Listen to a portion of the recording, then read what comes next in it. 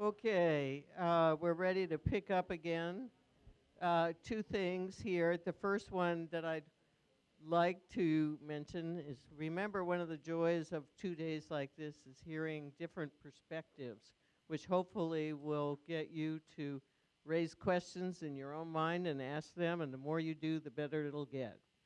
Uh, Secondly, we're now going to move into a hands-on section so that some of what Dr. Rosell has been talking about, you will actually have some practice at implementing, and you can use each other as guinea pigs and as a sort of preliminary to what you might do in your own classrooms. The last thing I have to say is a bookkeeping request, which is as you leave, would you just drop your name cards at the reception desk so that we have them for you tomorrow morning, okay? So anyway, back to Dr. Rosell. Have a good time with this session. Okay, good. And some other follow-on questions is if you know or if you think about it is,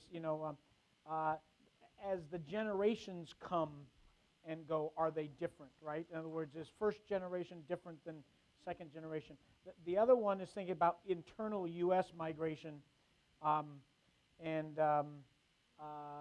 sort of when did we industrialize and what was our migration about? So these are just ones we can think about in the back of your mind. But for now, sort of who's migrating, why, what are the costs and benefits, and how is your group different than other groups? Something like that. Okay, so we'll give you 5 minutes, and then we can go around and randomly choose tables.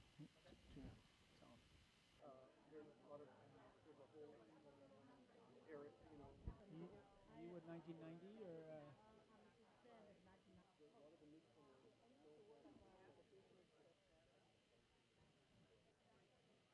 Okay, so we're going to sort of share back with the group now, and I was told that before you start talking to get the microphone so you can be recorded for posterity or something like that. So it's okay. Perhaps maybe we should just start with group one, right? And we have your group one, too. And so we'll hear one group one. I'm going to cut them off before they get all the questions answered. And so that'll give you a choice either to, A, disagree with them, or 2, continue for the rest of the questions. But why don't we, what did you guys talk about? There was a big discussion over here. I heard lots of hand waving and everything. Dr. Rosell, I'm afraid to admit we failed your assignment. As teachers are known to do, we got off topic, and if I couldn't blame it on your colleague, Matthew. But we did talk just about what our own China experiences were and how much that impacts how much of the time you devote in your curriculum to teaching about China, or even on focusing on a topic like migration. So we ended up more focusing on that and how we might be able to incorporate this more and more into our curriculum and build up the China piece. So we promised before tomorrow to think about Mexico and the United States, and this should give Group 1B a great opportunity to address those questions. Yes, my colleague Matt is. I'm not surprised. Okay, who's the leader? Aha. So we managed to stay on topic pretty well without any distractions. A. Yeah. So for the first question, who is migrating? Generally, we agreed that it's primarily younger people, maybe as young as teenagers, but probably people in their 20s, in their teens, probably predominantly men, but also women. And for the reasons that you would expect, in order to make a better life for themselves, make more money, economic opportunity. Another reason that we thought about that might be a newer reason for people migrating from Mexico is safety. Maybe wasn't historically a reason that people would choose to leave Mexico, but now with the escalating violence there, it might be a reason that people choose to leave Mexico. For costs and benefits, many of the same things that come up with immigrants in China. The costs are obviously leaving your family. There's differently here, since they're migrating internationally as opposed to nationally, there could be legal issues that they face, either incarceration or deportation, which could affect obviously their freedom or future immigration prospects to the United States. And the benefits, like we discussed, the ability to make more money, send money home to Mexico to support their families there, and to raise their children here in the United States, whether they're bringing their children with them or having children here in the United States who would then become American citizens. And our group is different from other groups. One thing that we focused on is how Mexican and other Hispanic immigrants are portrayed in kind of the political fight going on in the United States, as kind of the lower skilled, lower wage immigrants versus, say, the contemporary Chinese immigrants or Indian immigrants or people who are viewed as being high skilled, high wage immigrants. While there's still arguments that some people make against immigration from those populations, generally it's not vilified the way immigration would be from poorer countries like Latin American countries. So, yeah, very good. Questions for them?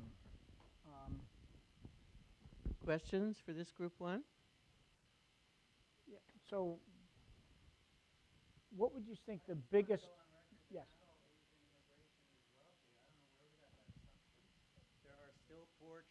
There are still poor Chinese stuck in boats, packed in boats trying to get here. So this assumption that appeared in the room that these are all wealthy Chinese buying houses is incorrect. So Yeah, it'll be, that assumption will be challenged in our table too. I had nothing, I listened, Matt, and should have got him off topic. But I think that's a very good, and so.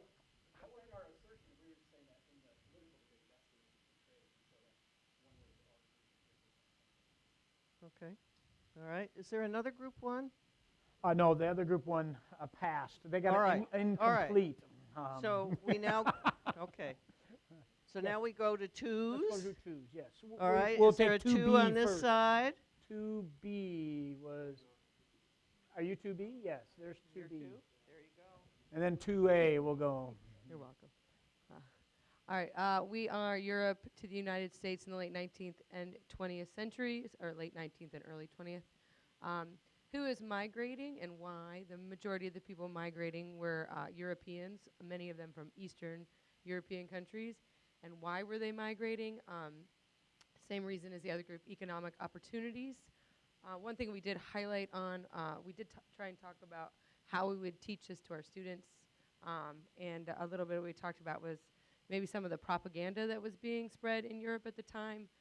I used the example of The American Tale, the movie with Fievel, and the streets are paved with cheese, and you could show that to your students, kind of saying like they were kind of lied to a little bit about what they were coming to, that they were, moving to not such good conditions because they were poor and they didn't speak the language and things. That was another thing we talked about, was a big difference is in China because of Mao Zedong and his programs to have everybody start, speaking the same dialect.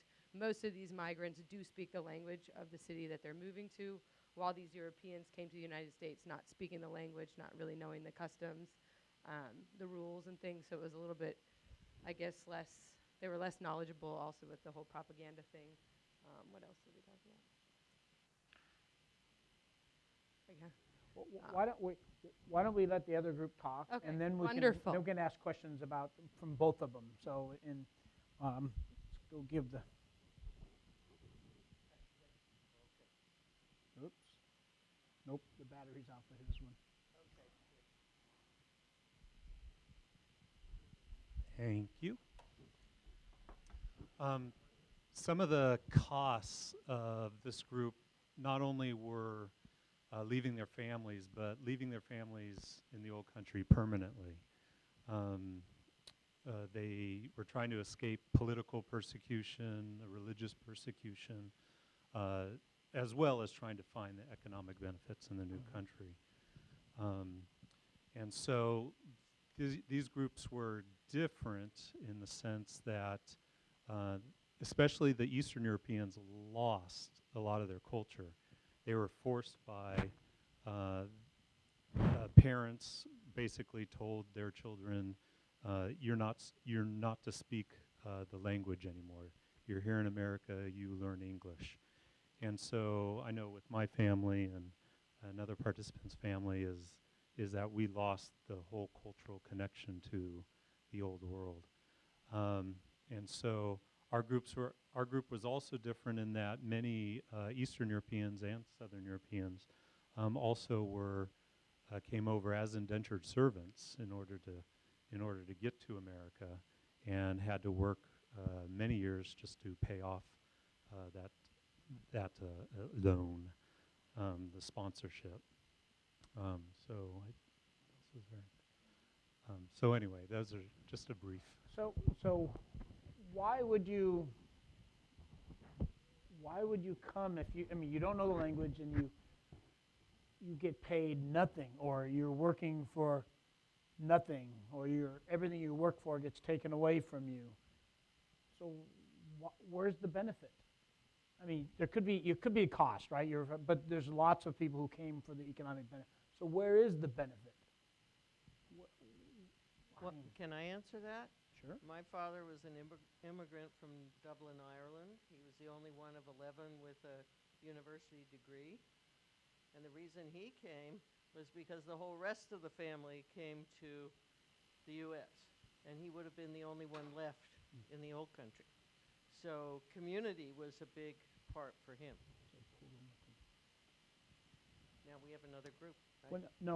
I was just wondering, so what about, what happens if this is the whole thing, you go for a very, very low wage. Now, what's the expectation?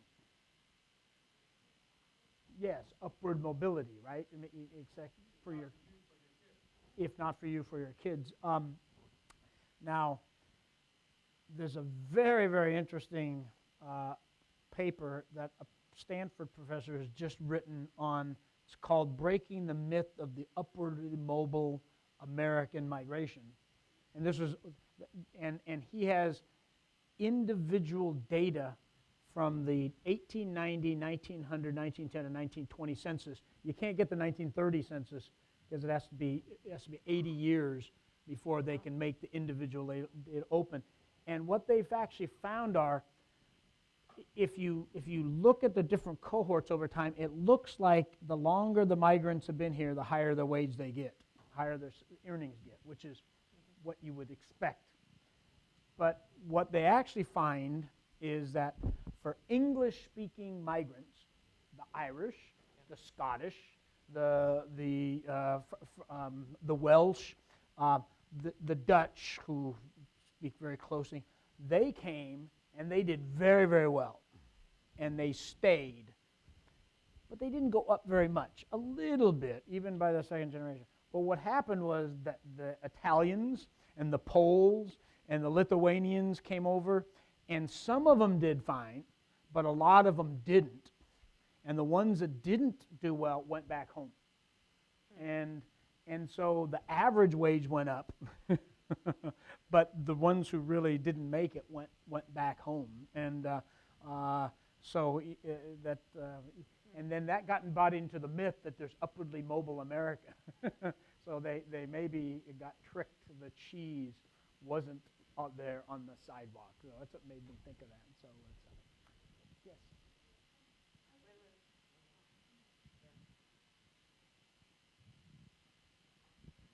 I think that all of these are really good points, but I also believe that the one thing that cannot be discounted was political or national turmoil during this time in Europe.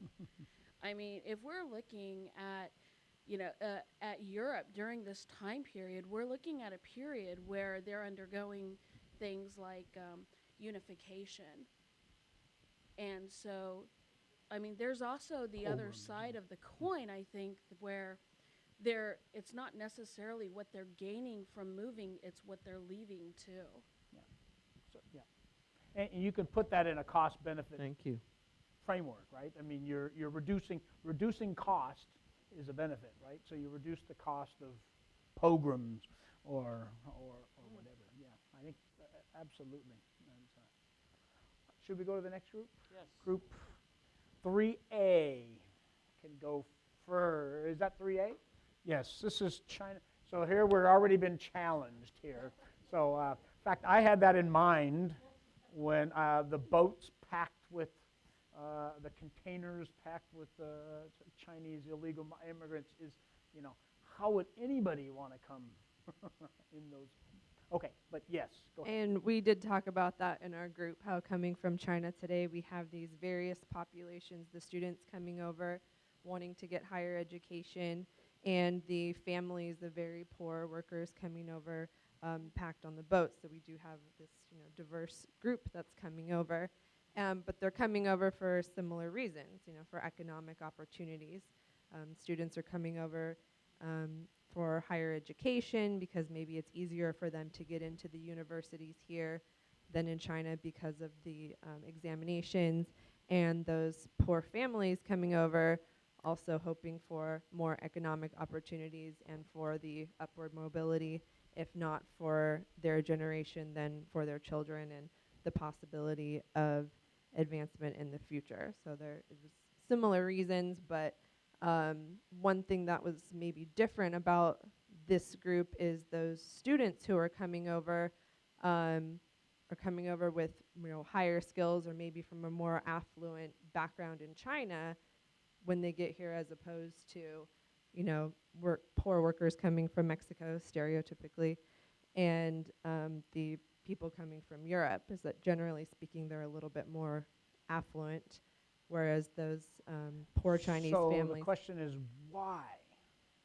Right? Why you're from an affluent Chinese family? I mean, it looked pretty nice life, right there. So why would a keep it going? Maybe there's a benefit from U.S. education. Yeah. So, and what's the benefit? Yeah. No, I think that's. I mean, that's a. Yeah, that they can, bring their families over or send money back, and possibly get a nice job working in Silicon Valley, and use that creative potential that maybe they don't get to use in China.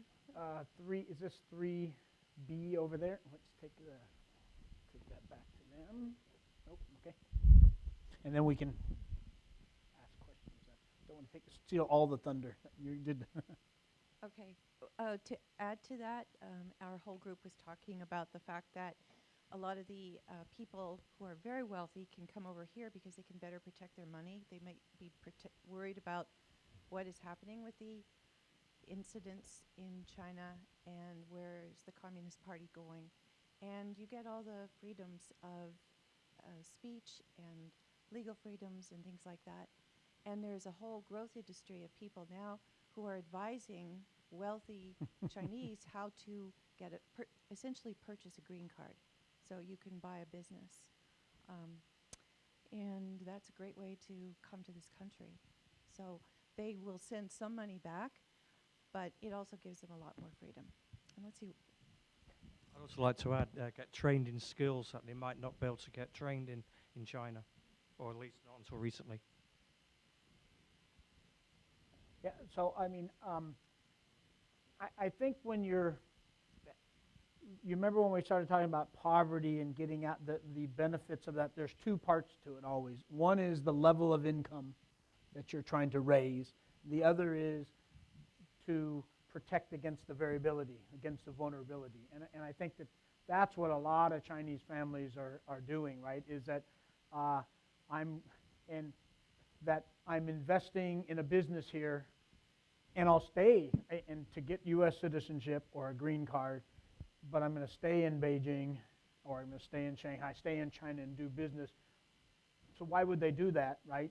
Well, it's to protect what if there's civil unrest? What if, right? And then, oh, I have my, so it's actually, it's probably a negative investment. You could invest in a Chinese stock market or real estate and get a much higher return, but you're willing to come and even invest in a low yielding, it's like putting your money in long-term care insurance, right?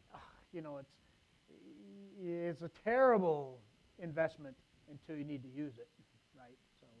So I think that's really good.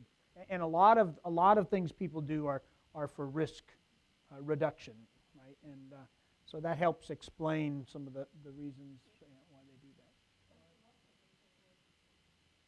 that. Sure, exactly. The comment the was that paper they and can avoid pollution. Yeah, the newspaper article that was just in the New York Times about reducing your life by 5 years, that's actually a Stanford PhD student who was my PhD student, Hongbin Lee, and he actually just bought a house in Palo Alto, and he wants his kids to go to Palo Alto schools because of the pollution. So it's okay. Yes, last group, and then we can open it completely. U.S. to Mexico. There's a lot of you. Why don't we go 4B right there? Right here. Okay, so who's migrating? I guess we put down maybe business people. Maybe it's cheaper to start a business out there. Maybe retirees to retire due to the cost of living. And also we mentioned maybe parents sending their kids back to Mexico. Maybe they're not doing well. Maybe they're getting in trouble here. So this is second generation Mexican Yes. families or third generation, right? So. And then as far as the cost benefits, I mean, same thing with what everyone said, and maybe, being separated from your family, maybe even being reunited with your family. I think the one major difference in our group compared to others is, we usually don't talk about people leaving the United States and going somewhere else. But, it definitely does happen for whatever reason. So that's the main difference.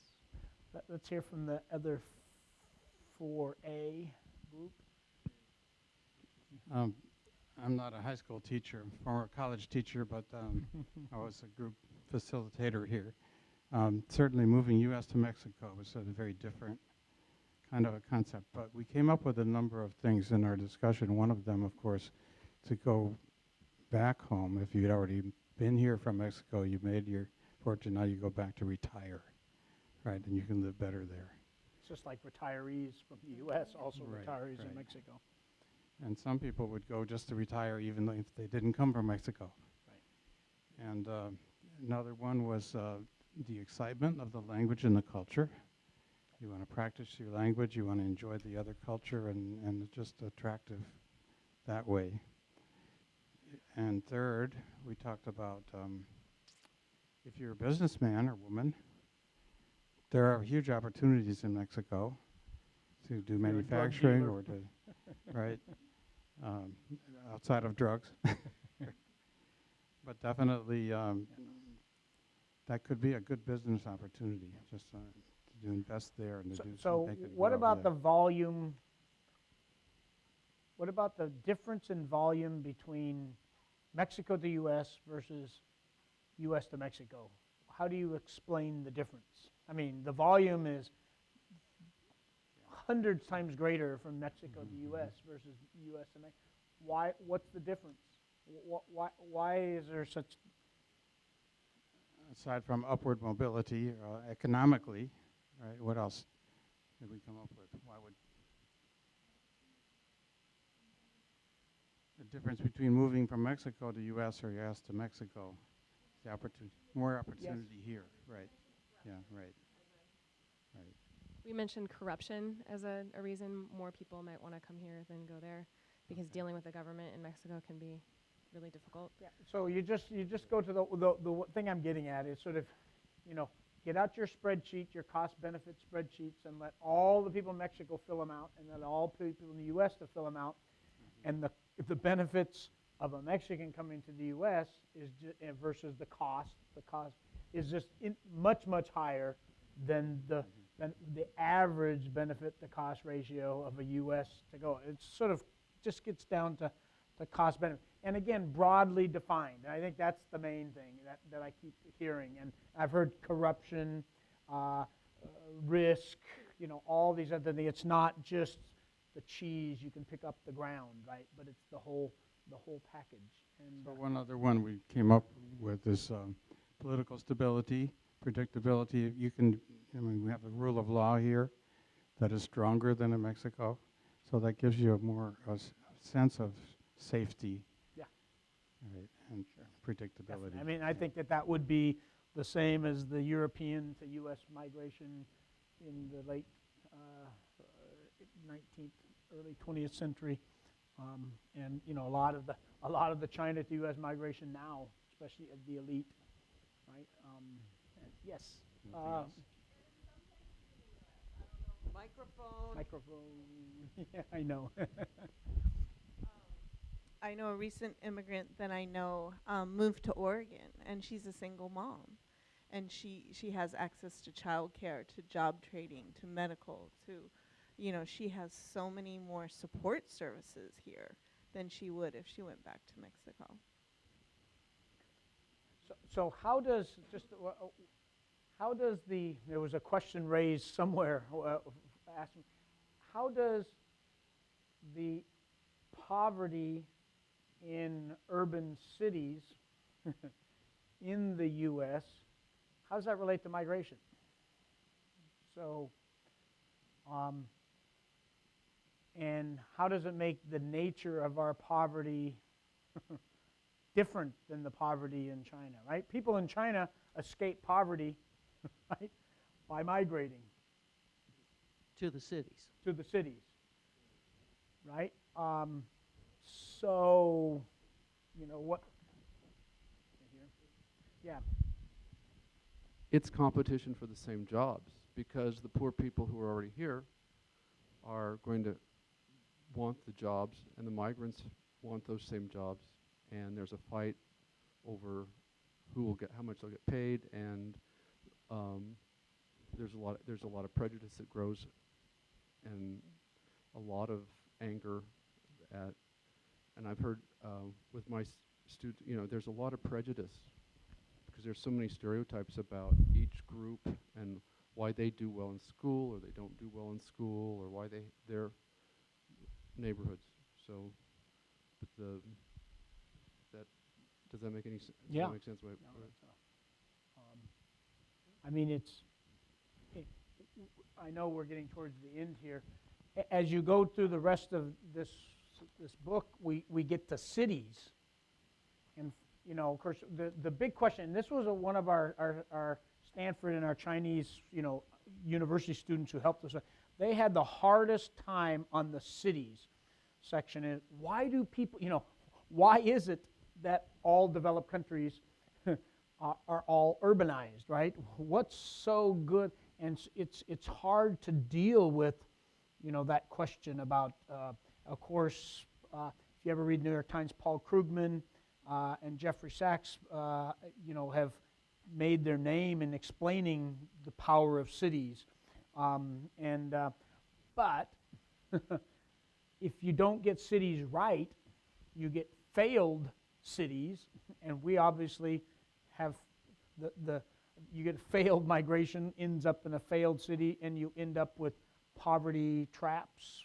And if we're lucky enough and rich enough to have our poverty traps, they're very, very large, but they're small enough and contained enough that we can live happy lives for now with them there. But if you have 500 million Chinese migrants moving to the city and then have a failed migration there, and there's this last part of the curriculum deals with some of those questions. Probably not as deep as we'd like to, but I think it's very, very important, and it's part of the rest of the story. But I think it was good that we spent this time with you. I mean, migration is extremely powerful, and I think that we have kids in our schools. I know that in my classes at Stanford, you ask, how many parents were first-generation migrants, which makes them second generation. Oh, it's 60, 70% of them, and so they really can identify with this part of the unit. And then, of course, everybody has experience with migrants. Go to any hotel, fast food restaurant, market. Look at who cleans your yards and sweeps the streets, and then you can get the conversation going like that also, obviously. It's time to come to a close. I hate to end this. It feels like we're just getting started. I want to thank Dr. Roselle and Matt Boswell for coming and sharing your information with us, and hopefully it'll be a great tool for all of you in your classes. If not, it'll at least spur you on to think of something else as a result of reading something in there. On your way out, please drop your tags, okay? And we'll see you tomorrow morning, 8:30. And if you ever have any questions or anything you want to talk about this, or we have our website on here, and email Matt or I. This is what we do it for, okay? Thank you very much.